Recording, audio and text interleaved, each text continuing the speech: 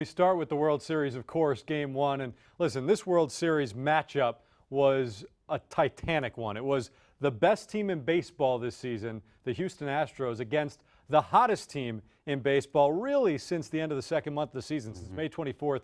Nobody in baseball has been better than the Washington Nationals. The Astros, big favorites overall, big favorites tonight, but Game 1 did not play out as the experts thought that it would.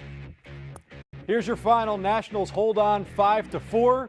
The vaunted pitching matchup of Garrett Cole and Max Scherzer, not quite what everyone expected. Both pitchers struggling a little bit. A.J. Hinch's Houston Astros on the losing end of Game 1, and the manager is at the podium meeting the media right now. And he's off to a really good start. His first game in the last World Series, maybe not so much, but he's picking up right where he left off. Right up front.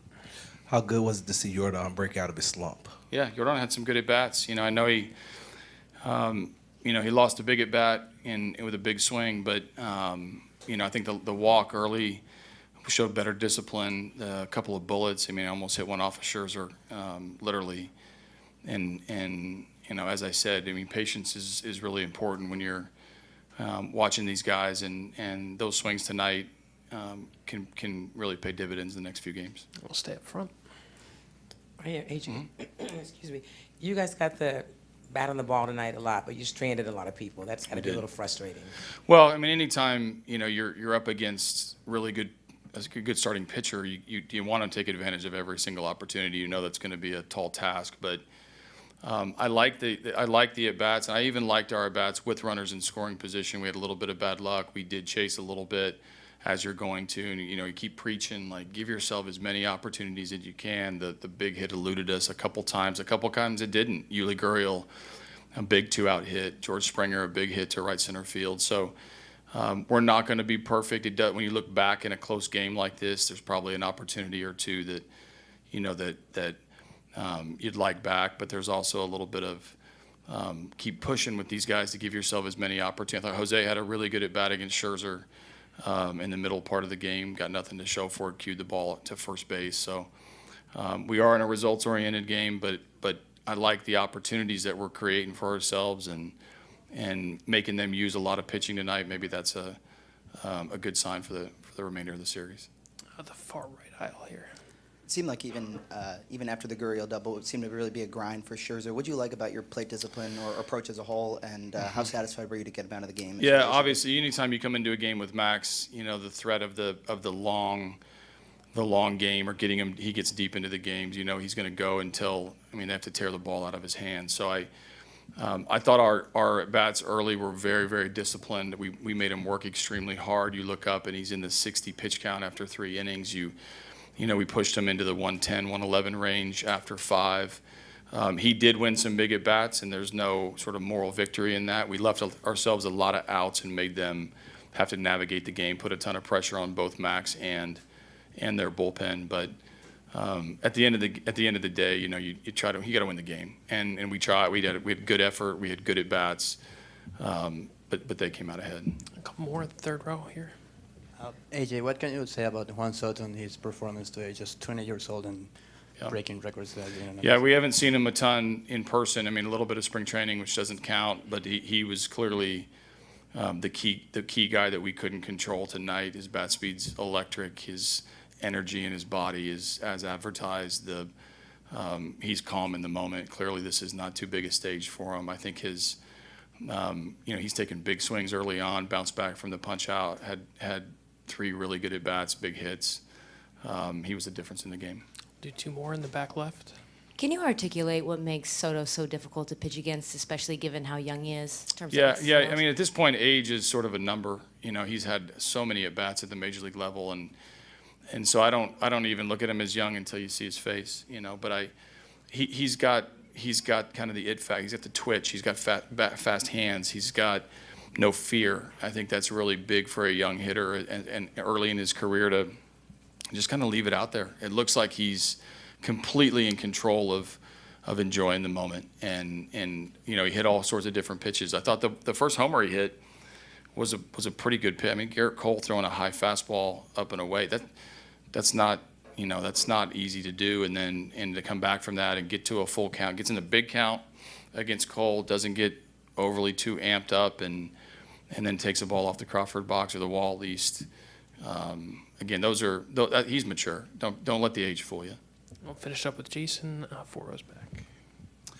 AJ, you hadn't lost a game that Garrett Cole had pitched in over 3 months. He hadn't lost a game in 5 months. Did you always have a feeling that sooner or later a night like this was coming? And does a night like this put that streak in some kind of perspective? Well, I think he's been so good for so long that there builds this thought of invincibility, and that it's impossible to beat him. And so when it happens, it is a surprise to all of us, because we've watched for months this guy completely dominate the opposition, and which is why I want to give credit to the Nats. I mean, they came in and put really good at bats up, especially coming into the game where he punches out a couple guys. You get some momentum and energy in this building. He feeds off that. They were disciplined. The Suzuki walk kind of opened up everything. That's not something that he normally does, and he usually wins the 2-strike battles, as seen by the back of his baseball card. It's going to have a lot of strikeouts on it. So, it puts it all in perspective of it's just not easy to do what these guys do. And when the streaks they put together of dominance, we do tip our cap to it. And now our job is to win a few games to get him the ball in Game 5. AJ, thanks very much. We'll see you tomorrow. For the Nationals, Well, that was AJ Hinch. We showed you the box score before. Let's go beyond the box now. The Nationals have won 7 consecutive games this postseason. What a tear this team is on. Juan Soto, the second youngest player to hit a home run in his World Series debut at 20 years old. He turns 21 on Friday during Game 3. The Nats, the first NL team to win 5 straight road games in a single postseason. As for the Astros, Garrett Cole, you heard, losing his first decision in 26 starts. Last loss, May 22nd. Just an unbelievable stretch. George Springer, another home run, 5th consecutive World Series game, longest streak in World Series history. Altuve has reached base in 21 straight playoff games. He's obviously tremendous. Your winning plays, Nationals plus 180. The over hits. The Nationals, as we said, 7-0 in their past 7 postseason games.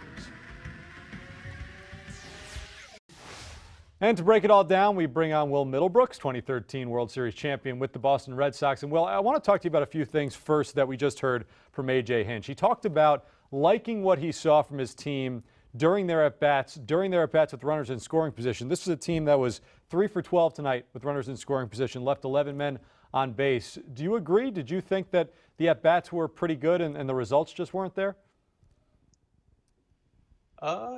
Yes and no. I mean, anytime you can get Max Scherzer to over 100 pitches into the 5th inning, I think you're doing a great job. But was that his hitters, or was it Max Scherzer just being off tonight? Because I felt like a lot of his off speed wasn't in the zone. So I thought that Houston hitters did do a good job of recognizing that early, seeing the off speed, and then just letting it go, because he wasn't throwing it for strikes and then getting stuff in the zone. But, Max is known for making pressure pitches in big situations, so they were getting guys on, and he just wasn't. It was a bend but don't break type thing for Max tonight. You see Max's numbers right there, just 5 innings. He battled all night and found a way to keep his team right there in a position to win this game, which they obviously go on to do. And I want to break down his performance a little bit further with you in a second, but just one more thing from what we heard from A.J. Hinch right there.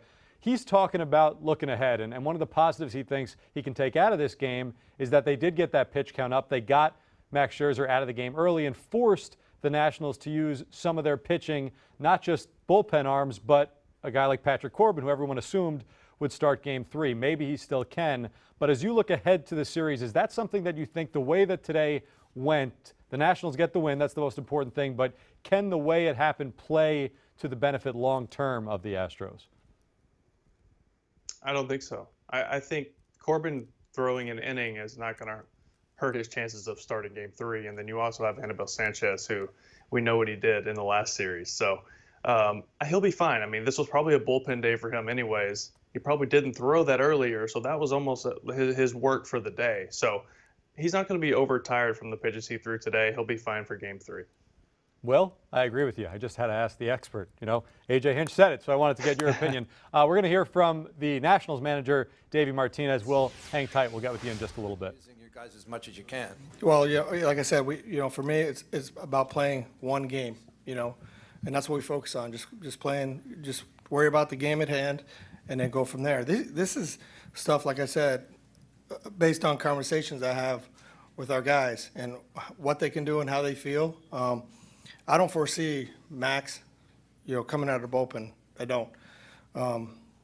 We need him down the road again. So, but Corbin had a bunch of days off. I wanted, it was his bullpen day. So I was going to just try to utilize him if we had to, and he came in and did great. Chelsea in the second row. Were you always going to go with Corbin for just one inning, or how did that all sort of play out? And what was sort of your best case scenario for Rainey too? How did you want to use him? Yeah, so for me, it was all based on how long Max can go, and Max, kudos to him. I mean, he gave us everything he had today. Those guys are good. They don't chase, and they're good hitters. So he gave us everything we had, and as the game was rolling along, and I started watching Max's pitch count, I knew that that it's going to become an inning that we need to use Corbin. And now all I want to do is pitch him an inning today. Yeah. And then Rainey, Rainey's been so good for us, and I thought he threw the ball well. I really did. So I just finished talking to him, and I said, hey, you'll be back out there tomorrow if we need you. So keep your head up. You got a big out for us. I mean, and it was a big out. So just keep your head up and let's go. Clinton, second row to your left, Dave. Pitch count was something that was happening, but the game was tied. And, what was the decision point when you said he's got to get out there? He had a nice PFP to get off the field with Altuve, but when did you decide, hey, this is going to be it for Max? Yeah, I mean, like I said, it's based on a conversation I had with Max. I really felt I was watching him, and like I said, they don't chase much. His pitch count got up there. First inning, he had, a lot of pitches, but he battled, and I thought, that he was good. Like I said, we needed to pitch again. So and he's endured a lot this year. So for him to keep us in that ball game was huge, and going out there, and finishing that fifth inning was huge. Fourth row in the middle, David. Not that Soto was in a slump. I didn't have a great series against the Cardinals. The 2 balls to the opposite field, is that something he normally does when he's kind of battling a little bit? I mean, that's Juan being Juan. I mean, he has to hit the ball all over the field. He's really good at staying behind balls, hitting the ball left center field, left field, and he was really good tonight. I mean, he worked on it. We talked about this earlier. One night he sat in a cage and hit for a while and just wanted to work on just staying on the ball and going the other way. My biggest thing with him, and I tell him all the time, is just take your walks. Put yourself in a good position to hit and take your walks. And but when you get a good pitch to hit, be ready to hit it. And the fourth row on your right. How appropriate was it for Zim to hit the first home run for the Nationals ever in the World Series? I know you guys were behind, but that seemed to get you going. And just what was your reaction in the dugout when he did it? They got excited, and I'll be honest with you. My eyes got a little watery for him. I mean, he waited a long time, to be in this position, and for him to hit that first home run and put us on the board was awesome. In the back left corner. Garrett Cole hasn't lost a start since May 22nd. He's really good. Did you expect, honestly, to be able to pull this out, given that it's been 5 months since he's lost a start? Hey, I look, as I said, he's really good. I never doubt our guys, ever. They come out to play. We have a game plan. They stick with it. Sometimes things don't go well, but I believe in those guys in there every single day, and they're going to come out and play and not give up to the last out. And the back right. Señor Martínez, ¿esperaba usted una actuación como la de Juan Soto en esta noche, realmente? Yo sé, Juan Soto es un pelotero, es joven, pero un pelotero inteligente. Él sabe jugar pelota. Y él vino hoy a jugar pelota. Y como tú lo viste, ¿sabes? Él, cuando tenemos corredor en base o lo que sea, este va a poner un bate, ¿sabes? Bien heavy. Y va a tratar de dar las líneas que da. And the third row on your right here. ¿Alguna estrategia en específico que le dijo al equipo para contrarrestar a Cole, teniendo en cuenta cómo venía teniendo victorias hasta el juego de hoy? Para mí, yo siempre le digo la misma. Vamos a jugar hoy y 1-0 cada día. Eso es lo que pensamos y vamos a jugar por 27 outs. We'll do 2 more for Davey. Yeah. Steve? Well, the basic gist of what Davey Martinez was just saying about Juan Soto is that he's an intelligent hitter. He's a lot more than that. He is a tremendous young hitter, third youngest player to start a World Series game in the cleanup spot. The only two players younger than him, Miguel Cabrera in 2003 and Ty Cobb in 1907.